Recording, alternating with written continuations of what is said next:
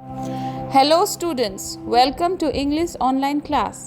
আজি আমি ডিসকাস কৰিম ক্লাস 11 ৰ কিতাপ হৰ্ণবিলৰ 4th chapter The Portrait of a Lady written by Khushwant Singh. Khushwant Singh এজন critic আৰু novelist. এই লেসনটোত Khushwant Singhe এটা ৰিয়েল লাইফ ৰিলেশনশিপ ডেসক্ৰাইব কৰিছে। তেওঁ আৰু তেওঁৰ গ্ৰেণ্ডমাদাৰৰ মাজত থকা মধুৰ সম্পৰ্কটোৰ কথা কৈছে। কেনেকৈ নাতি লৰা আৰু আইতাকৰ মাজত ৰিলেশনশিপটো ডেভেলপ হ'ল আৰু কি পৰিস্থিতিত পৰি সেই মধুৰ ৰিলেশনশিপটোৰ মাজত ফাট মেলিল। বৰ সুন্দৰকৈ বৰ্ণনা কৰিছে ৰাইটাৰে নিজৰ আইতাকৰ বিষয়ে। My grandmother, like everybody's grandmother, মোৰ আইতা সকলোৰে আইতাৰ নিচিনা was an old woman, এগৰাকী বুঢ়া মানুহ। She had been old and wrinkled. তেওঁ বুঢ়া আছিল আৰু wrinkled আছিল। wrinkle মানে খুতুৰা পৰা। For the 20 years that I had known her, 20 বছৰ ধৰি মই আইতাক জানো আৰু 20 বছৰ ধৰি আইতা তেনেকুৱাই আছিলে। People said that she had once been young and pretty. মানুহে কয় যে তেওঁ এটা সময়ত young আছিল, ডেকা আছিল, pretty আছিল, attractive আছিল, and had even had a husband. আৰু তেওঁৰ এজন হাজবেণ্ডো আছিল। But that was hard to believe, কিন্তু সেয়া বিশ্বাস কৰিবলৈ টান। My grandfather's portrait hung above the mantelpiece in the drawing room. মোৰ ককাৰ ফটোখন, portrait হৈছে photo, hung above the mantelpiece. mantelpiece হৈছে জুহাল, ornamental shelf over a fireplace. জুহালৰ drawing roomৰ জুহালৰ ওপৰত মোৰ ককাৰ ফটোখন আঁৰি থোৱা আছিলে। He wore a big turban.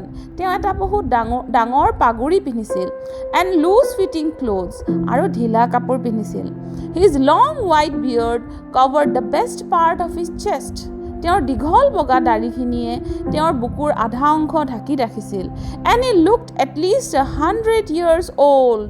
আৰু এনেকুৱা লাগিছিল যেন ককাৰ বয়স 100 বছৰ। He did not look the sort of person who would have a wife or children. এনেকুৱা লাগা নাছিল যে ককাৰ কোনোবা wife থাকিব বা ল'ৰা ছোৱালী থাকিব। He looked as if he could only have lots and lots of grandchildren. বৰঞ্চ এনেকুৱাহে লাগিছিল ককাৰ এখোপা নাতি ল'ৰা ছোৱালীহে থাকিব। As for my grandmother being young and pretty, আৰু যেতিয়া মোৰ আইতাৰ কথা আহে তেওঁ ডেকা আছিল, pretty আছিল, attractive আছিল, the thought was almost revolting. যেন বিদ্ৰোহ কৰিব মন যায়। She often told us of the game she used to play as a child. আইতাই প্ৰায়ে কৈছিল সৰু থাকোঁতে ল'ৰালি কালত তেওঁলোকে খেলা খেলবিলাকৰ কথা।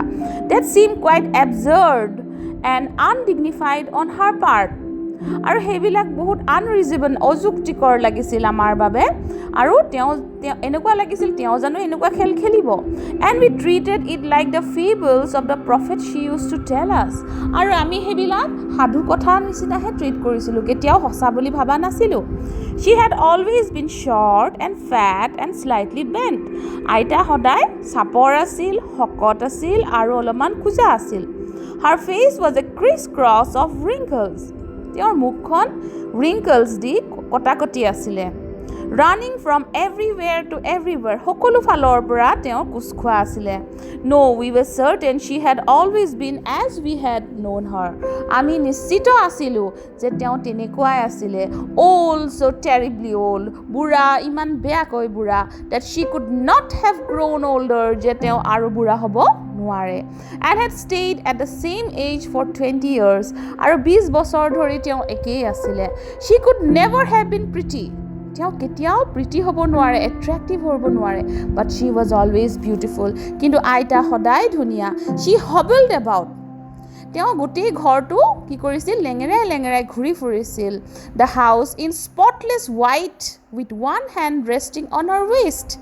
বগা কাপোৰেদি গোটেই ঘৰটোত আইতাই ঘূৰি ফুৰিছিল, এখন হাত কঁকালত, to balance her stoop.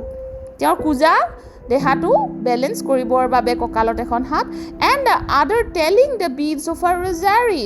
আৰু ইখন হাতেদি তেওঁ ৰজাৰী, ৰুদ্ৰাক্ষ মালাডাল লৈ ঘূৰি ফুৰিছিল। ইয়াতে টেলিং শব্দটোৰ মিনিং হৈছে গণি থকা, মালাৰ যিবিলাক beads সেইবিলাক গণি থকা। Her silver locks were scattered untidily over her pale puckered face. Silver locks হৈছে ইয়াত মিন কৰিছে তেওঁৰ বগা চুলিধাৰী। গোটেই তেওঁৰ মুখখন কোচ খোৱা হেতা পৰা কুচখৰা মুখখনৰ চাৰিওফালে হিচৰিত হৈ আছিলে বগা চুলিধাৰী and her lips constantly moved in inaudible prayer আৰু তেওঁ কণ্টিনিউয়াছলি প্ৰেয়াৰ কৰি আছিলে আৰু যেটো ইনঅডিবল আছিল যেটো বুজি পোৱা নগৈছিল yes she was beautiful মোৰ আইতা ধুনিয়া she was like the winter landscape in the mountain তেওঁ উইন্টাৰৰ সিনাৰী নিচিনা ধুনিয়া পাহাৰত থকা an expanse of pure white serenity পাহাৰ বিলাকত যেনেকে বৰফ পৰি থাকে বগা হৈ থাকে breathing peace and contentment তেনেকুৱা ধুনিয়া মোৰ আইতা my grandmother and I were good friends মোৰ আইতা আৰু মই বহুত ভাল বন্ধু আছিলো my parents left me with her when they went to live in the city and we were constantly together মোৰ মা দেউতাই মোক আইতাৰ লগত থৈ গৈছিল যেতিয়া তেওঁলোকে চহৰলৈ গৈছিল আৰু মই আৰু আইতা সদায় একেলগে আছিলো she used to wake me up in the morning ৰাতিপুৱা আইতাই মোক সদায় উঠাই দিয়ে and get me ready for school আৰু স্কুলৰ বাবে ৰেডি কৰে she said her morning prayer in a monotonous sing song তেওঁ একেৰাহে নিজৰ প্ৰাৰ্থনাখিনি গাই গৈছিল while she bathed and dressed me in the hope that I would listen and get to know it by heart যেতিয়া মোক গা ধুৱাই দিছিলে কাপোৰ পিন্ধাই দিছিলে আইতাই কন্টিনিউয়াছলি নিজৰ প্ৰাৰ্থনাখিনি গাই আছিল I listened because I loved her voice তেওঁ এটো আখাত গাইছিলে যে তেওঁ মই হে প্ৰাৰ্থনাটো শিকিম কিন্তু মই শুনিছিলো কাৰণ মই তেওঁৰ ভয়েসটো ভাল পাইছিলো but never bothered to learn it কিন্তু কেতিয়াও শিকিবলৈ চেষ্টা কৰা নাছিলো then she would fetch my wooden slate which she had already washed and plastered with yellow chalk আৰু তাৰ পিছত আইতাৰ মোৰ বাবে মোৰ স্লেটখন আনি দিছিল তেওঁ জিটো ধুই ধাই ৰাখিছিল a tiny earthen ink pot and a red pen tied them all in a bundle and handed to me আৰু মোৰ স্কুললৈ যোৱা পুলাটো বান্ধি মোৰ হাতত দিছিলে after a breakfast of thick stale chapati ৰাতিপুৱা আমি খাইছিলো ৰাতিৰে বাহি ৰুটিখিনি stale হৈছে বাহি chapati হৈছে ৰুটি with a little butter and sugar spread on it অলপ বাটাৰ আৰু চেনি লগাই we went to school তাৰ পিছত আমি স্কুললৈ গৈছিলো she carried several stale chapatis with her for the village dog আইতাই লগত আৰু কিছুমান ৰুটি লৈ গৈছিল আমাৰ গাঁৱৰ কুকুৰখিনিৰ বাবে My grandmother always went to school with me because the school was attached to the temple. মোৰ আইতাই সদায় মোৰ লগত স্কুললৈ গৈছিল কাৰণ স্কুলখনৰ ওচৰতে মন্দিৰটো আছিল. The priest taught us the alphabet. তাৰ পুৰোহিতে আমাক এলফাবেট মানে ABCD খিনি শিকাইছিলে and the morning prayer আৰু ৰাতিপুৱাৰ প্ৰাৰ্থনাখিনি শিকাইছিলে. While the children sat in rows on either side of the veranda, যেতিয়া ল'ৰা ছোৱালীবিলাকে বাৰান্দাৰ দুই কাষে লাইন কে বহিছিলে singing the alphabet or the prayers in chorus.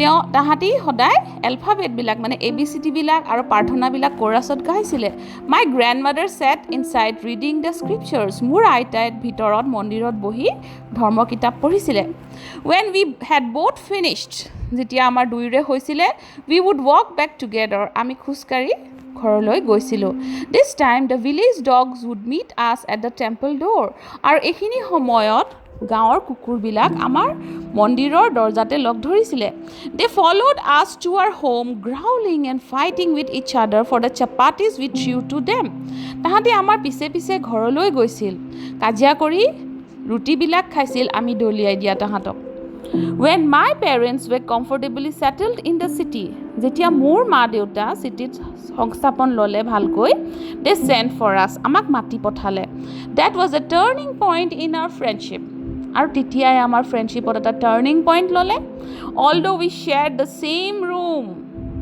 যদিও আইতা আৰু মই একেটা ৰুমতে আছিলো my grandmother no longer came to school with me মোৰ আইতাই মোৰ লগত স্কুললৈ অহা নাছিল I used to go to an English school in a motor bus মই বাছতহে স্কুললৈ গৈছিলো there were no dogs in the streets ৰাস্তাত কোনো কুকুৰ নাছিল and she took to feeding sparrows in the courtyard of our city house আৰু আইতাই কি কৰিলে city houseৰ চহৰৰ courtyard হৈছে চোতালত ঘনচিৰিকা খুৱাবলৈ ল'লে এখিনিতে এটা কথা কোৱা যাব যে কুকুৰবিলাক গাঁৱত কুকুৰবিলাকক খুৱাইছিল ৰুটি আৰু চহৰত আহাৰ লগে লগে আইতাই খুৱাব ল'লে bread crumbs as the years roll by we saw less of each other বছৰ বাগৰাৰ লগে লগে আমি বহুত কম দেখা পালোঁ ইজনে সিজনক। For some time she continue to wake me up and get me ready for school. কিছুদিনৰ বাবে আইতাই মোক ৰাতিপুৱা উঠাই দিছিল আৰু স্কুললৈ ৰেডি কৰি দিছিল। When I came back she would ask me what the teacher had taught me. যেতিয়া স্কুলৰ পৰা মই ঘূৰি আহোঁ আইতাই মোক সুধিছিল স্কুলত কি শিকালে। I would tell her English words and little things of Western science and learning. মই স্কুলত শিকোৱা ইংৰাজী শব্দবিলাক আৰু ছায়েন্সৰ কথা কৈছিলোঁ। The law of gravity, Archimedes principle, the world being round, etc. ছায়েন্সৰ বিভিন্ন সূত্ৰৰ কথা কৈছিলোঁ আৰু পৃথিৱীখন যে গোল হয় তাৰ কথাও কৈছিলোঁ। This made her unhappy. আৰু আইতা বহুত দুখিত হৈছিল। She could not help me with my lessons কাৰণ আইতাই আৰু মোক মোৰ স্কুলৰ কিতাপত সহায় কৰিব পৰা নাছিল। She did not believe in the things they taught at the English school. স্কুলত শিকোৱা কথাবিলাক আইতাই বিশ্বাস কৰা নাছিল and was distressed that there were no teaching about God and the scriptures. আৰু আইতা বহুত খঙো উঠিছিল, দুখো পাইছিল যে ভগৱানৰ কথা আৰু গ্ৰন্থবিলাকৰ কথা, ধৰ্মগ্ৰন্থৰ কথা একো নাছিল স্কুলত। One day I announced that we were being given music lessons. এদিন স্কুলৰ পৰা আহি মই আইতাক ক'লোঁ যে আমাক মিউজিকৰ লেচন দিছে। She was very disturbed. এয়াই আইতাক আৰু বেয়া দাগা কৰিলে। To her music had lewd association. আইতাৰ বাবে মিউজিক তলখাপৰ মানুহৰ কাম। It was the monopoly of harlots and beggars and not meant for gentlefolk. আইতাৰ মতে জেণ্টেলমেনৰ বাবে মিউজিক নহয়, তলখাপৰ মানুহ বেগাৰ্ছৰ মানে ভিখাৰীৰ কাৰণেহে মিউজিক। She said nothing. তেওঁ একো কোৱা নাছিল। But her silence met disapproval. কিন্তু তেওঁৰ চাইলেন্সতে নীৰৱতাতে আছিল যে তেওঁ ভাল পোৱা নাই কথাটো। She rarely talked to me after that. তাৰ পিছত মোৰ লগত বহুত কমকৈ কথা ক'ব ল'লে। When I went up to university, I was given a room of my own. যেতিয়া মই ইউনিভাৰ্চিটি পালোঁ মোক এটা নিজৰ ৰুম দিয়া হ'ল। The common link of friendship was snapped. মোৰ আইতাৰ আৰু মোৰ মাজত থকা কমন লিংকটো ভাঙি গ'ল। My grandmother accepted her seclusion with resignation. মোৰ আইতাই তেওঁৰ অকলশৰীয়া জীৱনটো একচেপ্ট কৰি ল'লে। She rarely left her spinning wheel. তেওঁ বহুত কমহে নিজৰ যঁতৰটোৰ পৰা উঠিল। স্পিনিং হুইল হৈছে যঁতৰ। To talk to anyone আৰু বহুত কমহে বেলেগৰ লগত কথা পাতে। From sunrise to sunset, she sat by her wheel, spinning and reciting prayers. ৰাতিপুৱাৰ পৰা গধূলিলৈকে তেওঁ যঁতৰটোৰ ওচৰত বহি ৰ'ল আৰু নিজৰ প্ৰাৰ্থনাখিনি কৈ গ'ল। Only in the afternoon she relaxed for a while to feed the sparrows. পিছবেলাহে তেওঁ অলপ আৰাম কৰিছিল আৰু চৰাইখিনিক খুৱাইছিল। While she sat in the veranda, breaking the bread into little bits. যেতিয়া তেওঁ বাৰান্দাত বহি ব্ৰেডৰ সৰু সৰু টুকুৰা কৰিছিল, hundreds of little birds collected round her. চৰাই তেওঁৰ চাৰিওফালে আহিছিল। Creating a veritable bedlam of chirruping. Chirruping হৈছে চৰাই মাত। এটা হুলস্থুলীয়া পৰিৱেশ চৰাইবিলাকে সৃষ্টি কৰিছিল। Some came and perched on her legs. কিছুমান আহি তেওঁৰ ভৰিত খুটিয়াইছিল। Others on her shoulders. কিছুমানে তেওঁৰ কান্ধত বহিছিল। Some even sat on her head. কিছুমান চৰাই even তেওঁৰ মাথাৰ ওপৰতো বহিছিলে। She smiled but never shooed them away. তেওঁ মিচিকিয়াই হাঁহিছিল কিন্তু তেওঁ তাহাঁতক খেদি পঠোৱা নাছিলে। It used to be the happiest half hour of the day for her. আৰু সেই মুহূৰ্তখিনি তেওঁৰ বাবে চবতকৈ ভাল লগা মোমেণ্ট আছিল দিনটোৰ ভিতৰত। When I decided to go abroad for further studies, যেতিয়া মই ডিচাইড কৰিলোঁ যে মই ফৰেনলৈ পঢ়িবলৈ যাম, I was sure my grandmother would be upset. মই চিয়'ৰ আছিলোঁ যে মোৰ আইতাই বহুত বেয়া পাব। I would be away for 5 years কাৰণ মই 5 বছৰৰ কাৰণে দূৰত থাকিম। And at her age one could never tell. আৰু তেওঁৰ বয়সত কোনেও একো ক'ব নোৱাৰে যে আইতা থাকিব নে নাথাকে। But my grandmother could. কিন্তু মোৰ আইতাই পাৰিব। She was not even sentimental. তেওঁ চেণ্টিমেণ্টেলো নহ'ল, তেওঁ ইম'চনেলো নহ'ল কথাখিনি শুনি। She came to leave me at the railway station.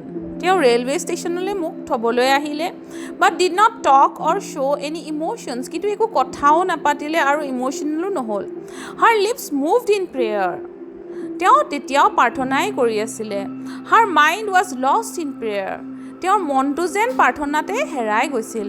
Her fingers were busy telling the beads of her rosary. আৰু তেওঁৰ ফিংগাৰ্ছ আঙুলিকেইটা তেতিয়াও ৰজাৰী মালাডাল জপিয়াই আছিলে। Silently she kissed my forehead. বৰ ধুনীয়াকৈ তেওঁ মনে মনে মোৰ কপালত চুমা আঁকি দিলে। And when I left, I cherished the moist imprint.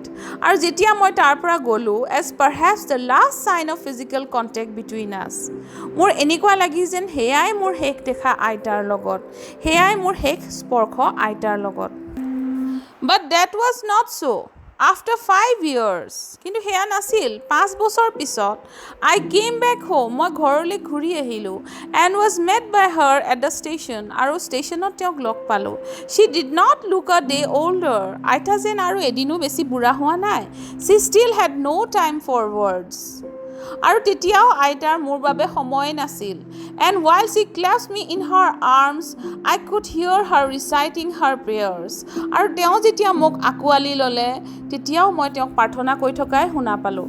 Even on the first day of my arrival, মই অহা প্ৰথম দিনাখনো, her happiest moments were with her sparrows. তেওঁৰ সেই ঘনচিৰিকাৰ লগত থকা সময়খিনিহে তেওঁৰ ভাল লগা মুহূৰ্ত আছিল। Whom she fed longer and with frivolous rebukes. আৰু সেই দিনাখন তেওঁ সেই চৰাইখিনিক বেছি দেৰিলৈকে খুৱাইছিল, অলপ ধেমেলীয়াকৈ গালি পাৰি পাৰি। In the evening, a change came over her. গধূলি কিন্তু তেওঁৰ এটা চেঞ্জ দেখা পালোঁ। She did not pray. আইতাই দেখোন প্ৰাৰ্থনা কৰা নাই। She collected the women of the neighborhood. neighborhood হৈছে ওচৰ চুবুৰীয়া। তেওঁ ওচৰ চুবুৰীয়া মাইকী মানুহবিলাক লগাই ল'লে। Got an old drum. পুৰণা ড্ৰাম এটা বিচাৰি ল'লে, ঢোল এটা বিচাৰি ল'লে and started to sing. আৰু গান গাব ধৰিলে।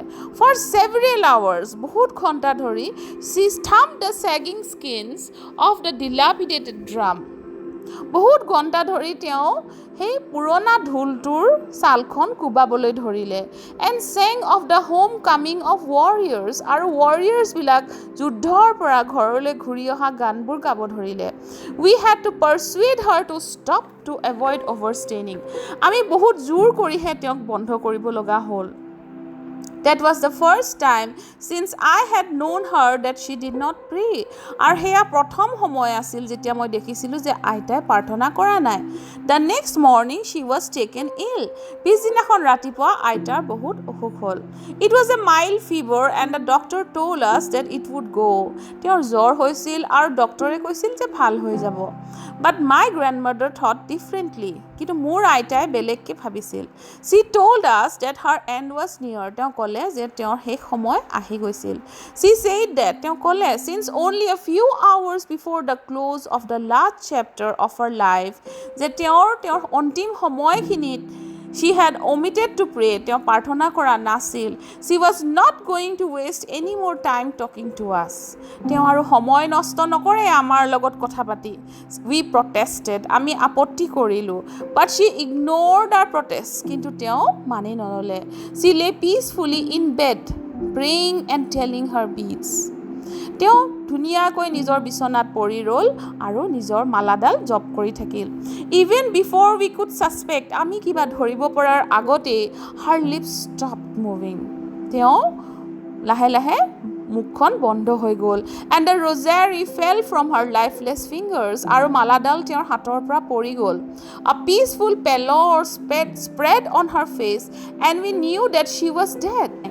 We lifted her off the bed and as is customary laid her on the ground. আৰু নিয়ম অনুসাৰীয়ে আমি তেওঁক বিচনাৰ পৰা উঠাই তলত থলোঁ।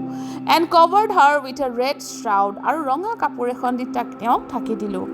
After a few hours of mourning, we left her alone to make arrangement for her funeral. কিছু ঘণ্টাৰ পিছত আমি তেওঁৰ শেষকৃত্যৰ বাবে যোগাৰ কৰিবলৈ গ'লোঁ। In the evening, we went to her room with a crude stretcher to take her to be cremated. গধূলি আমি তেওঁৰ ৰুমত এখন চাঙি লৈ গ'লোঁ তেওঁক শমশানলৈ লৈ যাবৰ কাৰণে। The sun was setting and had lit her room and veranda with a blaze of golden light.